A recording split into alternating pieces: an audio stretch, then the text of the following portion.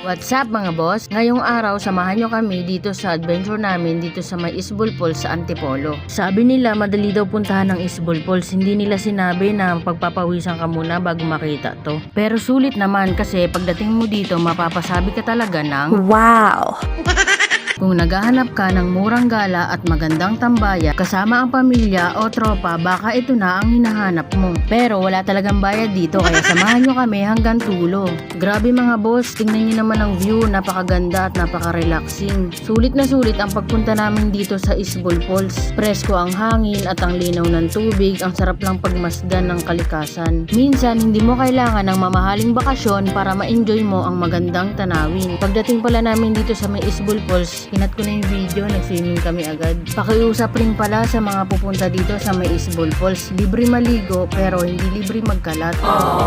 Mas masarap kasi maligo sa malinis na tubig.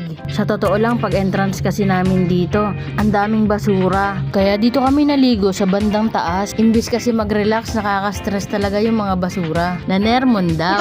Hindi pa dito nagtatapos ang adventure natin dito mga boss. Aakit pa tayo sa taas para mas makita natin ang mas magandang view. Mga boss, hindi lang pala sightseeing, workout na rin. Medyo challenge ang daan dito, malalaki ang mga bato. Kaya talaga dapat mag-ingat sa pagbaba natin dito. Pero parte yan ng adventure, mas exciting kapag may challenge. Kaya tingnan nyo naman yung mga pinsan ko dito nahihirapan sa pagbaba. Ako iniisip ko kung paano ako bababa dito. Nandito pa lang ako sa taas, natatakot na ako kaya pinagtatawanan ko na lang yan sila dyan. Kaya sa mga pupunta dito, mag-iingat kayo, medyo madulas ang mga bato. At dito ako na lang mag-isa yung bababa, medyo nanginginig pa ako dyan. Nanginginig talaga yung tuhod ko dyan. Pero kakayanin ko para sa nature. Gusto ko kasi makita kung anong meron dun sa dulo. Mission accomplished. Nakababa na tayo ng ligtas sa mataas na batuhan. Medyo kabado kanina pero ayos lang. Tuloy ang adventure natin.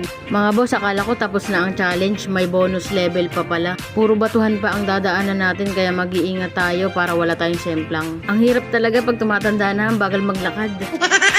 Mga boss, akala ko gala lang ang pinuntahan namin dito pero parang obstacle course na. Puro ba naman batuhan? Yung bawat hakbang mo dito may sariling challenge. Kaya kung ikaw marunong ka maglakad sa batuhan, congratulations, may hidden talent ka na pala. Kaya dito mga boss, dahan-dahan lang tayo dito kasi baka yakapin na natin yung mga bato. Pakiramdam ko tuloy, contestant ako sa game show. Ang goal, makarating ng hindi nadudulas. So dito, level up na tayo. Mukhang kailangan ng ilabas ang inner ninja para makatawid tayo ng tubig ng hindi nababasa.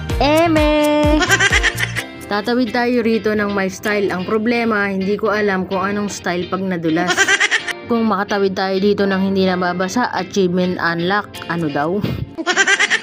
Yung tubig tahimik lang pero parang sinabi niya subukan mong madulas dito.